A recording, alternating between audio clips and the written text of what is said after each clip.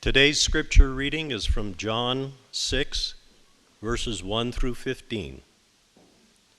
After these things, Jesus went over the Sea of Galilee, which is the Sea of Tiberias. And a great multitude followed him, because they saw his miracles, which he did on them that were diseased. And Jesus went up into a mountain, and there he sat with his disciples. And the Passover, a feast of the Jews, was nigh. When Jesus then lifted up his eyes, he saw a great company come unto him. He saith unto Philip, Whence shall we buy bread, that these may eat? And this he said to prove him, for he himself knew what he would do. Philip answered him, 200 pennyworth of bread is not sufficient for them, that every one of them may take a little. One of his disciples, Andrew, Simon Peter's brother, saith unto him, There is a lad here, which hath 5 barley loaves and 2 small fishes, but what are they among so many? And Jesus said, Make the men sit down. Now there was much grass in the place, so the men sat down, in number about 5,000. And Jesus took the loaves, and when he had given thanks, he distributed to the disciples, and the disciples to them that were set down, and likewise of the fishes as much as they would. When they were filled, he said unto his disciples, Gather up the fragments that remain, that nothing be lost. Therefore they gathered them together, and filled 12 baskets with fragments of the 5 barley loaves, which remained over and above unto them that had eaten. Then those men, when they had seen the miracle that Jesus did, said, This is of a truth that prophet that should come into the world. When Jesus therefore perceived that they would come and take him by force to make him a king, he departed again into a mountain, himself alone. The word of God for the people of God. I was just reading your bio and incredible accolades and awards, and thank you so much for coming to our church. And also in reading it, I thought that biblical names and words were hard to pronounce until I read all of the awards that you've won. And if you get a chance to check out the back of our bulletin, it's impressive. So in John's gospel this morning, we encounter a familiar story of Jesus feeding the 5,000. Most of you have probably heard this story 100 times. We all know how it goes. Tired from preaching and teaching, Jesus and his disciples find themselves among a hungry crowd. With only 5 loaves and 2 fish, Jesus miraculously feeds the whole crowd. In fact, the feeding of the 5,000 is the only miracle that appears in all 4 Gospels, even appearing twice in Matthew and Mark. With such familiarity, it's easy to dismiss this as a simple Sunday school story, highlighting one of 8 miracles in John's Gospel. Matter of fact, up to this point, Jesus' miracles revolve around a healing by a hot tub, a turning water into wine to keep the party going, and now providing this great feast after a nice mountain hike. I don't know about you, but John's gospel sounds like the ideal spa weekend at Ojo Caliente. And Jesus is clearly the kind of guy that we want to hang out with.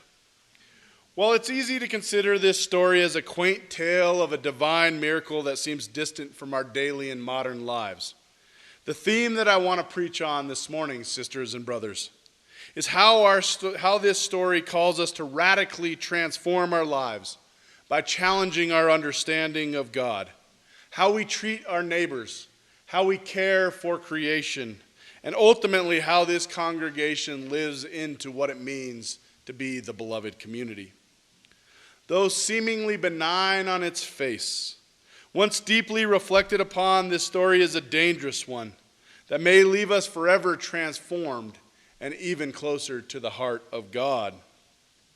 To get at the true power of this story, It's important to approach it with fresh eyes and from a different perspective.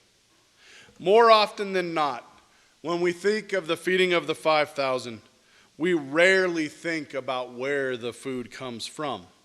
It's almost as if the bread and the fish just magically appear in time for Jesus to perform a miracle. However, John is intentional in making sure that we know where the food comes from. As the crowd grows hungry and restless that day, the disciples nervously debate. Desperately looking for answers, Andrew turns to Jesus in verse 8 and says, and I quote, "There's a boy here who has 5 barley loaves and 2 fish." It's a strange verse that causes us to stop and wonder. Why in a ravenously hungry crowd where no one seems to have any food, is there all of a sudden a young boy who's carrying way more food than one person should have? What is this boy doing there? Also, given the popularity of Jesus, especially since there's now 5,000 people gathered all around him, how did this relatively unknown boy find himself in the inner circle of the disciples and literally face to face with the Messiah? Though we could just chalk all this up to happenstance, John's gospel is clear that the disciples must not overlook this boy, nor should we. Indeed, John is incredibly intentional to highlight that as Jesus encounters the hungry crowd, he's on a life-saving mission as the bread of life who nourishes God's people.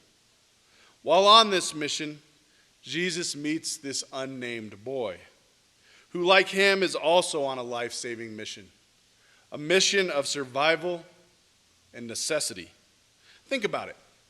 Why else would this young boy have climbed all the way up a mountain with his arms full of bread and fish, but to sell this food and to make a quick buck just to survive another day? Thinking about the young boy that Jesus encounters in this story, I recall the thousands of street kids that I've come across in Mexico, Cuba, and South Africa who hustle each day just trying to survive, selling everything from bracelets to chiclets to oranges and pastries. Many of you probably know exactly the kids that I'm talking about. Having worked with the youth on the streets with the Amy Beale Foundation in South Africa, many of the kids that I encountered were orphans, doing whatever they could to survive an often cruel and difficult world, yearning just to be seen by society and wanting nothing more than a life that matters. Like in today's world, the young boy from John's gospel lives a dangerous life. A dangerous life since what he's also doing is illegal. As it turns out, the fishing industry was one of the most regulated and heavily preyed upon industries in all of ancient Rome. Fishermen had to pay a heavy tax just to use the road to get their fish to the market in Magdala, the only market where they could legally sell their fish. Magdala was also an incredibly corrupt town, where fishermen not only had to pay additional taxes just to sell their catch, but also had to pay off corrupt officials who skimmed money off the top. The type of crooked officials who wouldn't look too kindly on what this little boy is trying to do to sell fish and get around them. To make a profit, the craftiest fishermen either quickly pulled up to shore to sell their fish before they could get taxed, or developed an underground network like using this young boy to sell their fish for them. Perhaps the disciples, many of which were fishermen, had worked with this young boy in their former lives. While this boy may live a life of desperation, he's no fool. Actually, he's quite savvy. Think about it. This young boy knows that a huge crowd is coming to town, and he has an even bigger opportunity to make a huge sale. The boy also knows that the crowd has followed Jesus all the way up a mountain and is starving. As he walks through the crowd, the boy hears people grumbling and realizes no one has anything to eat. Rather than sell his bounty to someone in the crowd, all of which may be as poor as he is, the boy knows that if he can find out who's in charge, they're likely to pay top dollar. Indeed, as night falls and the crowd grows desperate, John says that the disciples fearfully discuss what they're going to do, since there's no way they can feed all these people. Just think about the size of this crowd. It's about the size of an average Isotopes baseball game or a minor league baseball game. Now just think about the amount of pizza, nachos, hot dogs, ice cream, cotton candy, and popcorn that a crowd of that size eats on a given night. That's what Jesus and the disciples are up against. As Philip says, 6 months' wages won't cover enough bread to feed this crowd, is what he tells Jesus. Sensing the crowd's desperation and looking at only 5 loaves of bread and 2 fish, the disciples must be calculating who are the most important people in the crowd that we need to feed and make sure don't go hungry. For they know if certain business leaders or political leaders or religious leaders leave feeling hungry, it's only going to make their lives and their mission and ministry much harder. As the crowd begins to grow even more restless, it's an intense and desperate scene as kids and families, many of which probably started the day off hungry, now have hiked up a mountain with no food, just trying to follow Jesus. Everyone on that mountaintop knows that Jesus is in charge, and they look to him to fix the problem. John makes it clear that this story is not just about people getting fed, but about whether God will provide for people who now find themselves in a desperate and uncomfortable situation. Like the ancient Israelites starving in the desert only to miraculously get their daily manna from heaven, the crowd knows that Jesus too can perform a miracle. This seemingly simple story has now taken an amazingly dramatic turn, as it goes from feeding a hungry crowd to whether Jesus can provide for his people. Is Jesus the real deal? And ultimately, whether the crowd will go home satisfied and filled with food and faith, or leave empty, unfulfilled, and in doubt of Jesus' mission and ministry. As the disciples calculate whether to feed the most important people in the crowd, everyday people look on and wonder, will Jesus live into his teachings? Or will he be a hypocrite like their religious and political leaders who make decisions based only on who's rich and powerful? Thus, to say that there's a lot riding on the line in this story is an understatement.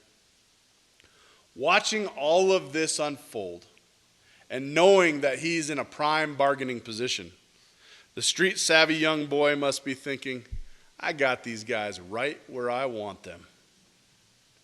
Now face to face with Jesus and ready to negotiate, the young boy suddenly finds out he's got a big problem.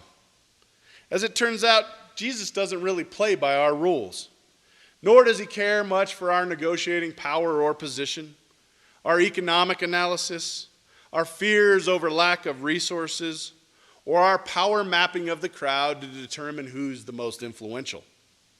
Indeed, in the face of anxiety driven by a scarcity mentality that there simply is never enough, Jesus calmly tells the crowd to sit down. Jesus prays, he gives thanks, and then distributes the loaves and fish to the crowd directly. As Jesus serves, heaven comes crashing into earth, as the once restless and ravenous crowd now sits calmly in a mountain meadow, enjoying a picnic. It's a beautiful vision of the world, a vision of the world that is one of peace and harmony, where all are fed, where all exist on equal footing, and all God's children rest peacefully that night with a full belly and even fuller soul. As Jesus prays, God's economy prevails that day. And Jesus gives the world a vision of an economy built not on fear and scarcity, where only the rich and powerful survive, but an economy of abundance, equity, and grace where all of God's children thrive. This is indeed a radical story of social justice, serving as a strong reminder to our church that bringing the good news to the world means not just to meet the spiritual needs of people, but also, like Jesus, we must meet their physical needs. As Jesus reminds us in Matthew 25, whenever you feed the hungry, clothe the naked, visit the sick and imprisoned, you have done this to me. The story of the feeding of the 5,000 refuses to justify a society that just says thoughts and prayers in the face of enormous suffering, but rather calls on us to find concrete ways to meet the people's basic needs and to care for their overall physical health, their well-being, and their safety. Indeed, all the people in this massive, massive crowd benefit from Jesus feeding them. Well, that is except for one person, that young boy who was up there just to make a buck. And this, my friends, is where the story takes a fascinating turn. Rather than leave the boy empty-handed or pay him just a few bucks for the food that he brought, Jesus has the disciples gather up all the remaining bread so, and I quote, nothing is lost. The disciples gather up the 12 bread baskets, signifying that a new economy of God's grace now reigns as the boy is given back more than he even had to begin with. As Jesus restores the boy with more bread than he had, it's important to note that Jesus does not return any fish to the boy, though. Again, to sell those fish would be illegal. Thus, Jesus doesn't just care for the short-term well-being of this boy, but also deeply cares for his future, as he doesn't want him on the wrong side of the law, nor running into corrupt officials that will harm him. As the 12 bread baskets are gathered up, Jesus does not just care for this young boy, but all future generations, as he calls us towards a deeper sense of stewardship over God's creation. As busy as he is with the crowd that day, and think about that, Jesus tells the disciples to gather up all the bread, affirming our sacred duty to be good stewards of God's creation and to waste nothing. In a throwaway culture, this is a damning text of radical environmentalism, reminding us to never squander God's incredible gifts of creation, nor should the earth bear the brunt of our wastefulness or our apathy. So then, what do we make of all this? And what does this story mean for our church today? Did you know that in every major commentary and interpretation that I read on this biblical text, not a single one even mentions the young boy who provides Jesus with the food that he does the miracle on? In a society where the rich and powerful dominate our headlines, it's easy to overlook children, especially those in poverty and on the margins. Right now, we live in a state that's ranked 50th in childhood well-being. In a city whose south side has over 4,400 school children, in a part of our community that is 77% Hispanic, with a median income of just $12,000 a year. With the opera, a historic downtown, and world-class art galleries and markets, it's easy not to see the extreme poverty and challenges of the south side of Santa Fe. Yet we must also not forget that while Santa Fe has incredible restaurants, concerts, and hotels, there are also those who sweep up, who wash the dishes, who clean the linens. Santa Fe indeed has become a tale of two cities.